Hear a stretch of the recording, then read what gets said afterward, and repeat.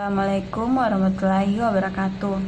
Perkenalkan, nama saya Elis Nurfitrianti, Stambuk D101-18048, Fakultas Hukum Universitas Darul Aqsa. Pada kesempatan ini, saya akan membahas materi hukum penataan ruang, mengenai yang pertama sejarah hukum penataan ruang, yang kedua asas-asas hukum penataan ruang, dan yang ketiga mengenai tujuan hukum penataan ruang. Baiklah, kita langsung masuk ke pembahasan pertama, yaitu mengenai sejarah hukum penataan ruang. Rencana tata ruang mengalami perkembangan dari waktu ke waktu.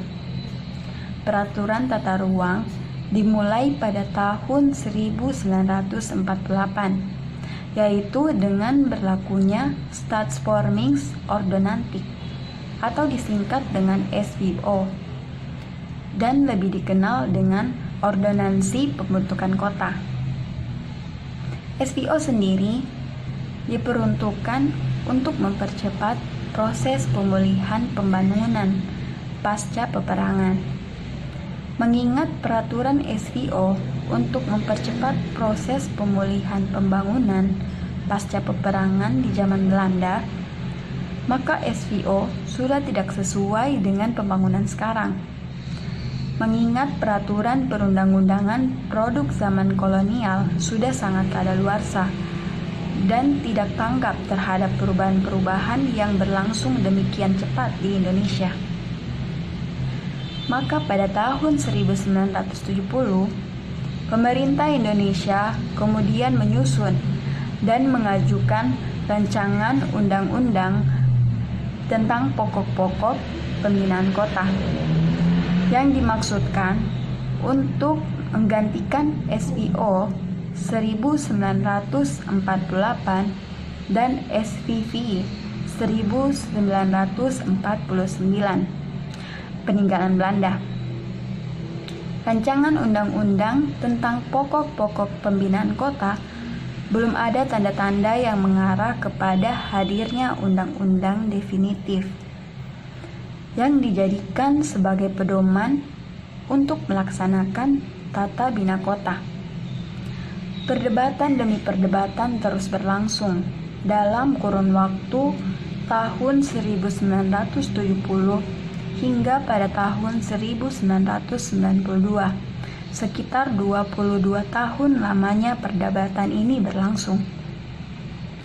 Sejak kurun waktu itu, terdapat lebih dari 20 konsep rancangan undang-undang bina kota diperdebatkan.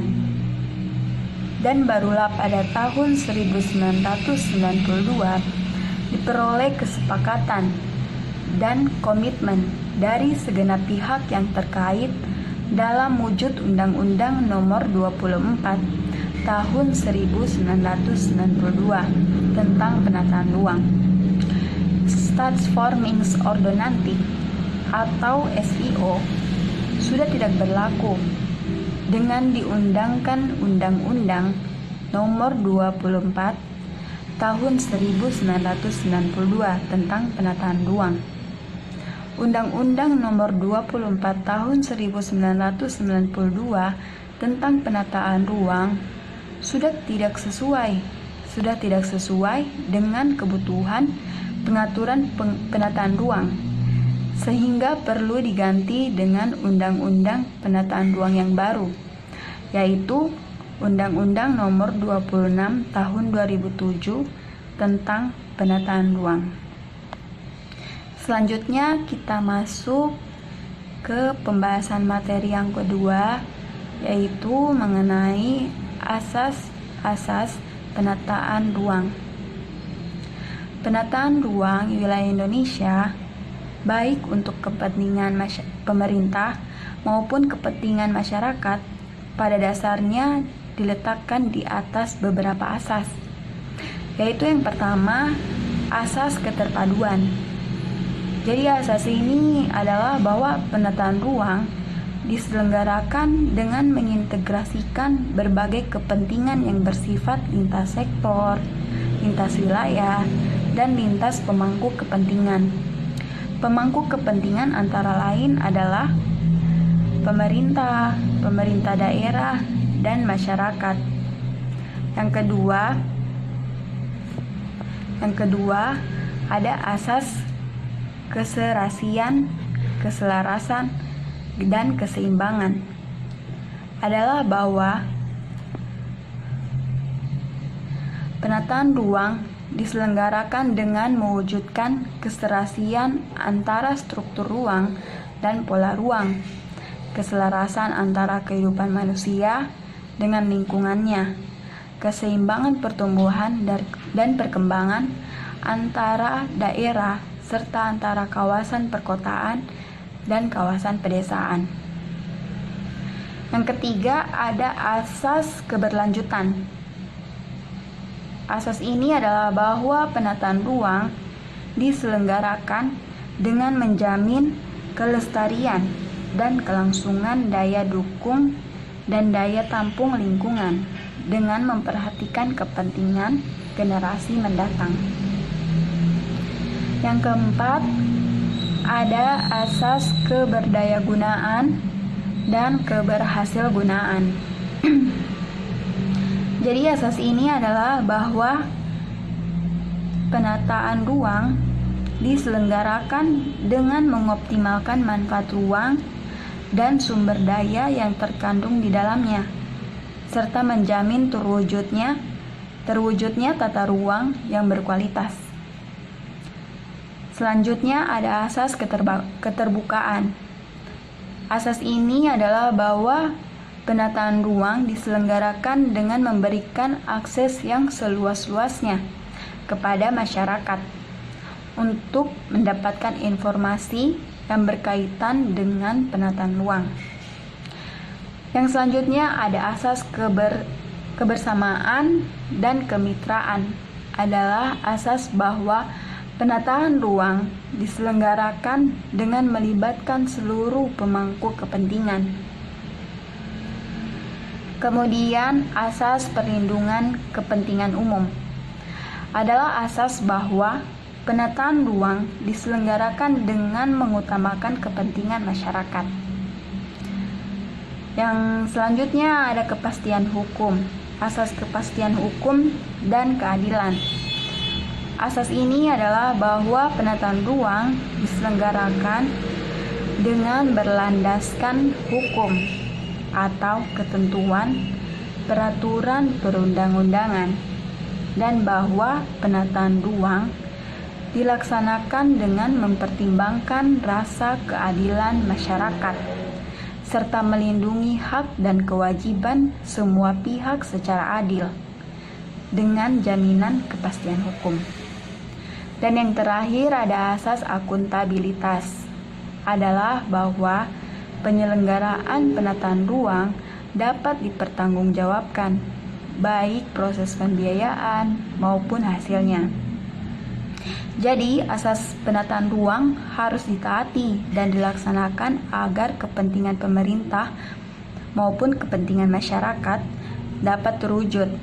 Asas penataan ruang dilaksanakan semua, maka asas penataan ruang sangat mendukung tujuan penataan ruang, sehingga cita-cita mewujudkan kesejahteraan masyarakat dapat tercapai. Baiklah, kita lanjut ke pembahasan selanjutnya mengenai tujuan penataan ruang. Penataan ruang bertujuan untuk mewujudkan ruang wilayah nasional yang aman, nyaman, produktif, dan berkelanjutan berlandaskan wawasan Nusantara dan ketahanan nasional dengan yang pertama terwujudnya keharmonisan antara lingkungan alam dan lingkungan buatan. Yang kedua, terwujudnya keterpaduan dalam penggunaan sumber daya alam dan sumber daya buatan dengan memperhatikan sumber daya manusia. Yang ketiga, terwujudnya perlindungan fungsi ruang dan pencegahan dampak negatif terhadap lingkungan akibat pemanfaatan ruang. Wewenang pemerintah daerah kabupaten sesuai Undang-Undang Nomor 24, maksudnya Undang-Undang Nomor 26 Tahun 2007 tentang penataan ruang, pasal 11 ayat 2 mengamanatkan pemerintah daerah kabupaten berwenang dalam melaksanakan penataan ruang wilayah yang meliputi perencanaan tata ruang kabupaten, pemanfaatan ruang wilayah kabupaten, dan pengendalian pemanfaatan ruang wilayah kabupaten. Prosedur penyusunan rencana tata ruang untuk rencana tata ruang wilayah kabupaten meliputi yang pertama, proses penyusunan rencana tata ruang wilayah kabupaten.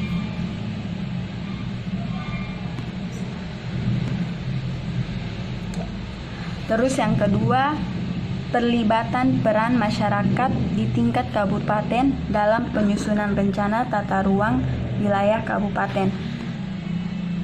Yang ketiga, pembahasan rancangan rencana tata ruang wilayah kabupaten oleh pemangku kepentingan di tingkat kabupaten.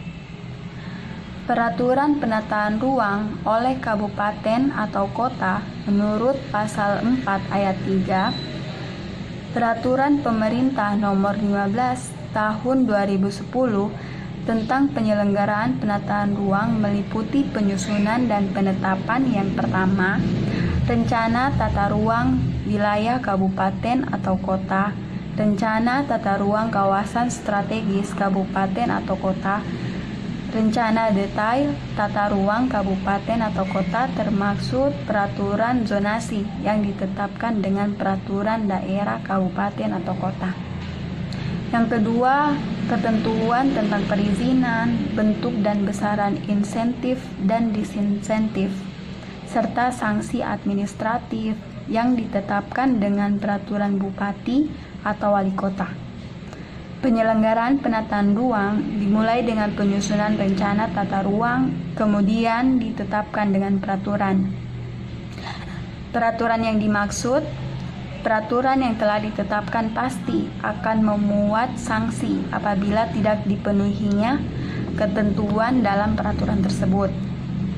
Sanksi diterapkan jika ada yang tidak memenuhi atau melanggar aturan. Jadi, sekian materi yang saya bawakan pada kesempatan ini.